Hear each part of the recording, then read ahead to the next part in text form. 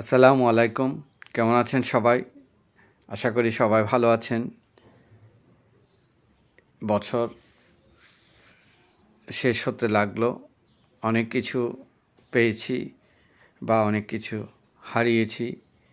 এই পাওয়া এবং না পাওয়ার সংমিশ্রণেই কিন্তু সময়টা চলে গিয়েছে।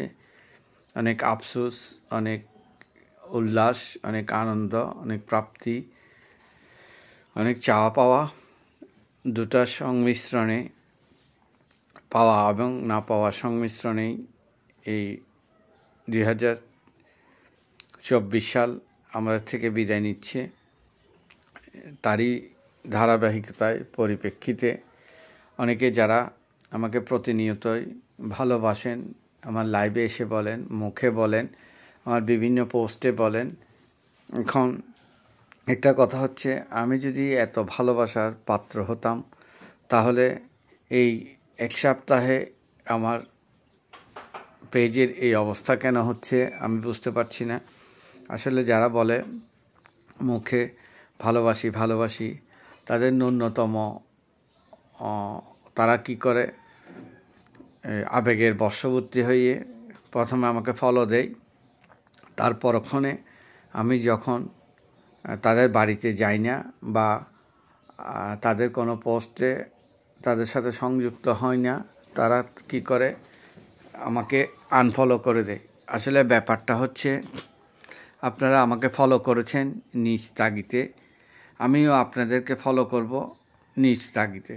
আপনারা আমাকে ফলো করেছেন, হয়তো আমার ভিডিওটা ফেসবুক আপনাদের কাছে প্রতিনিয়তই পৌঁছায়, যার কারণ হচ্ছে আমি হয়তো টাইম মেনটেন করে কাজ করি, সব কিছু মেনটেন করে কাজ করি, যার কারণে আমার ভিডিওটা ফেসবুক আপনাদের সামনে পৌঁছায়।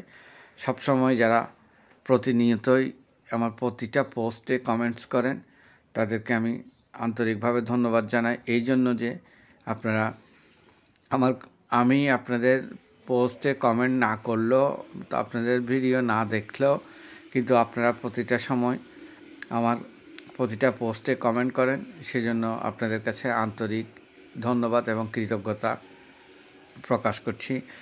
যারা আমাকে ফলো করে আনফলো করেন, তাদের প্রতি আমি অনুরোধ জানাচ্ছি, অযথা আবেগের বশবর্তী হয়ে ফলো করবেন না।